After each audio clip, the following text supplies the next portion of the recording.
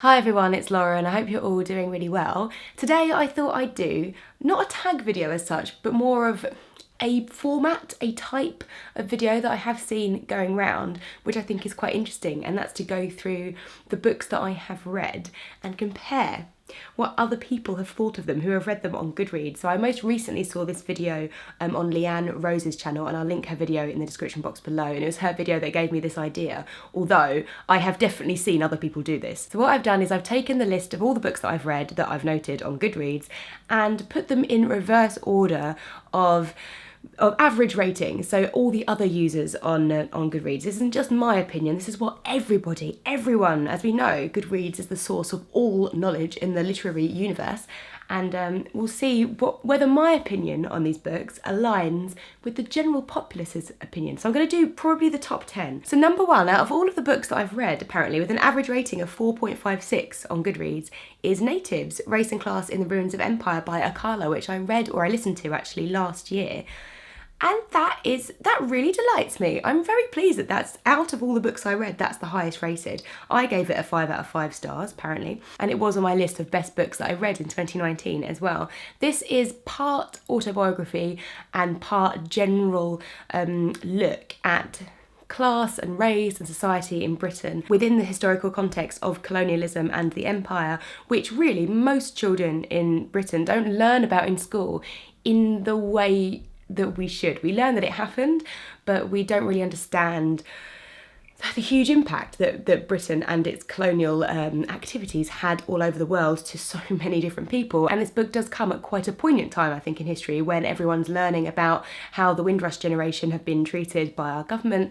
And actually a lot of people, like myself included, I'll hold my hands up, didn't really know about the Windrush generation or really understand why there are so many Caribbean families in the UK. Like you just didn't get that history at school. So what Akala does is give a kind of narrative of growing up mixed race in London throughout the 80s and 90s, but follows that up more generally with issues such as why in Britain we like to pretend we don't have a race problem, and a lot of white people in Britain think, oh, I'm not racist, there is no racism here, like we've never had slavery on our shores in the way that they did in the US. We ended slavery, we're the best country, like we stopped all of that single-handedly, and it's just a complete fabrication that we have of our own place in history. And sort of denying people's experiences of racism in the UK and globally, really. So it is a fantastic book. It's really well written. I listened to it, and Akala reads an audiobook himself, so it really added that extra layer. And yeah, I'm just really pleased that everyone else on Goodreads agrees with me. Number 2 on my list is an interesting one, which is Return of the King, the third book in the Lord of the Rings trilogy. I sort of am surprised that this is so high up. It's got a rating of 4.53, but then I'm also not that surprised, because if it's the third book in the series, if you really hated Lord of the Rings, you wouldn't read this one, would you? You would have stopped. So I guess the people who've read it are the people that really love it. I love Lord of the Rings. I particularly love the films, but I also love reading the books. But I feel like it is quite an acquired taste. Like, I don't think it's necessarily the most literary thing that's ever been written. It's very interesting, but I don't know. I think it's one of those things that you either love or you hate. I do love them, so I'm pleased that it's up there, but yeah, I wouldn't say this is a universally loved book. Number 3 on the list is Don't Call Us Dead by Danez Smith, which is a poetry collection, and that is very, very interesting, because I found this collection really impactful, and I don't read very much poetry, but I feel like as I try and explain this, I might have forgotten, like I might be thinking of a different book. I'm just really bad with like poetry collections and short stories. Like I feel like they have to really hit home for me to remember everything that they're about. So let's hope that this is correct, but I think this is Danez Smith looking at issues of being gay, of being black, and being HIV positive, and all of the is that right? Oh my god, I'm really worried that I'm like thinking about a different book. Yes, I had to go and get this off my shelf to make sure that I was talking about the correct book, but that is what it's about.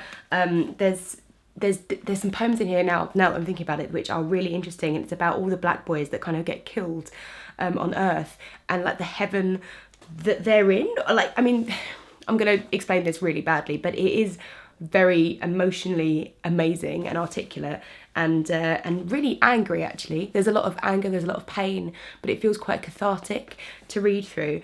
So yeah, I like this just makes me feel quite bad. This makes me feel like quite a bad reader that I've gone, oh yeah, that was such an amazing collection, and then almost completely forgotten about it. Number 4 on this list is the Winter Night Trilogy. It's the 3rd book in the series again, which I guess is unsurprising, by Catherine Arden. And I really love this series. I've realised that I don't read a lot of fantasy series in general as much as I should do, because when I do read them, I really enjoyed them, and I really loved this series. It's set in a fantastical pre-medieval or medieval Russia, at least the lands that will become Russia, and it's about a young girl who basically is sort of accused of witchcraft but also does have some magical powers, and she's growing up in this very, very traditional society, and it's about her fighting against the patriarchy essentially, and fighting against the new religion of Christianity that's going in there, trying to preserve the old ways. And it's just a really wonderful, cozy, beautifully written book. Like, the descriptions of the icy, wintry landscapes in Russia are just amazing,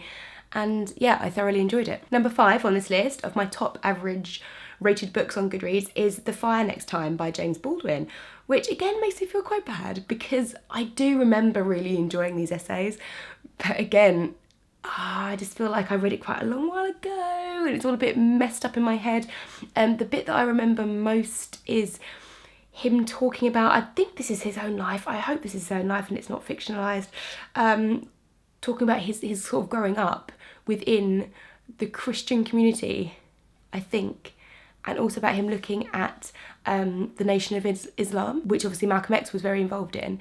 And yeah, oh my God, isn't that bad? I can't even tell you what it's about. I'm just like, it covered some very interesting topics. I can't remember what they were saying. Oh my God. Right, that's on my shelf for rereading, apparently. Number 6 is Eric by Sean Tan, which is a very small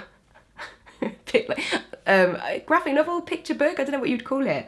I don't think there's any words in it, I think it's just pictures. And I've given it 5 stars, and the average rating on here is 4.47. I mean, I couldn't tell you what it's about. I could not tell you at all. I remember thinking it was very, very sweet though. I think like Eric's like this little person thing, like a little alien in these people's lives or something. Number 7 is The Help by Catherine Stockett, which has got a 4.47 rating on here, and I've given 3 stars apparently. I can't remember when I read this, quite a long while ago now. Not sure. So The Help is an interesting one. The Help is an interesting one because I read it a while ago. I remember when it came out, everyone was like, wow, so amazing. So but it does feel also like white person solves racism as well. You know, like you need a white person's voice in order to get the stories of the black women in this book. If you don't know, it's about a community essentially of black women who are servants, and it's about the relationships between like the rich white women who hire the black women to look after their children and to look after their house. And in a sense, that is very interesting. And I remember thinking at the time, like, this is quite interesting. But in hindsight, it's not own voices. Catherine Stockett is white, and she's talking, and she lived in a family which had a black maid. And it's sort of, it feels a bit apologist, like she's kind of looking back on her own life and thinking, oh, that was a bit racist. Maybe I should write a book to like absolve myself almost. I don't know. Number 8 on here is Educated by Tara Westover, which I read 2018, it says on here. Well, that's handy, it's telling me when I read it. And this was really good. This is an autobiography by Tara Westover of her life growing up in an extremely, I guess conservative, or I don't know if it's conservatively Christian, more just extremely almost cultish Christian family in the US, where they don't believe in science, they didn't believe in society essentially, and she was homeschooled or not really schooled at all. The family didn't believe in doctors. Like her mother was, well, she taught herself basically to sort of be a midwife to other families who had these beliefs, and they were like completely off grid, almost like conspiracy theorist type families, I suppose, and a lot of it came from her father. And it's about her growing up within this family, within the society, but then actually teaching herself enough to get accepted into college and go to university, and then kind of realising how the rest of society works compared to her family, and how kind of toxic certain aspects of her family life were. But it's not all bad. I think that's what's very interesting about this autobiography, is that she's not condemning anyone. She's just kind of saying this is what it was like for me growing up, and you know, her feelings about her family are extremely mixed, as are her relationships with some of her siblings. And it's just fascinating the way it's written, understanding about this family, and the way she's almost self-psychoanalyzing is very interesting. And although I'm someone outside the situation, it does feel like she's handled it like as fairly as she possibly can. Number 9 on my list of the most highly rated books is 100 Nights of Hero by Isabel Greenberg. And I find that quite interesting that I don't read graphic novels very much, if at all. And 2 of the graphic novels I have read are up here. That either means I have absolutely impeccable taste in graphic novels, or it means that, I don't know, more people, like there's less debate about whether they're good or not, perhaps. Like, I think it's hard to have a universally loved book. Maybe it's a little bit more simple with a graphic novel. Like, if you enjoy the artwork and then the story's good, then that's kind of 2 huge boxes ticked. I don't know, I haven't really thought about this theory very much, so don't take that as some kind of gospel. But 100 Nights of Hero was very good. I did really enjoy that. It's about, again, oh dear, I think it's about 2 women. One of them's maybe like a lady and one of them's her servant, and they love each other. I'm literally making this up now. Yes, oh my god, I think it's a bit like 1001 Nights. So like they're trying to tell stories to this man to like distract him from wanting to marry the other woman.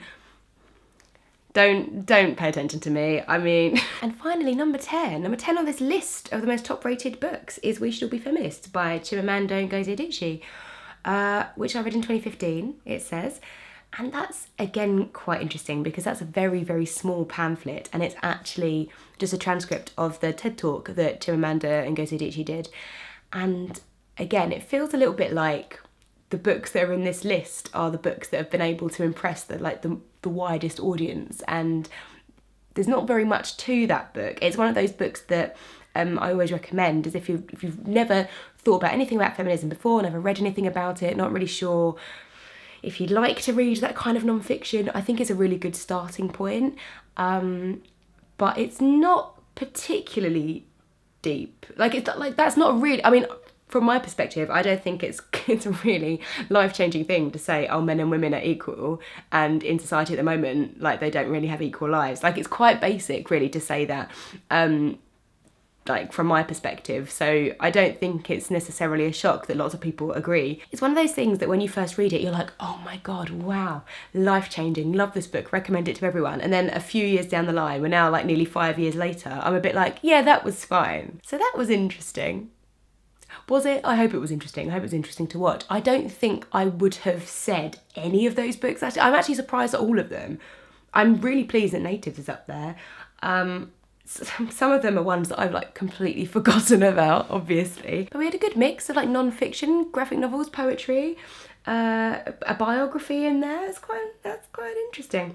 I would love to hear from you if you've read any of those books. And also let me know, go on your Goodreads if you have a Goodreads account and sort of sort them by average rating, and let me know what the most popular book is that you've read and whether you agree. Is that one of your most favourite books ever, or actually is it just a kind of crowd pleaser book? Links to all these books will be in the description box below if you found any of them interesting, and I'll see you in my next video. Bye!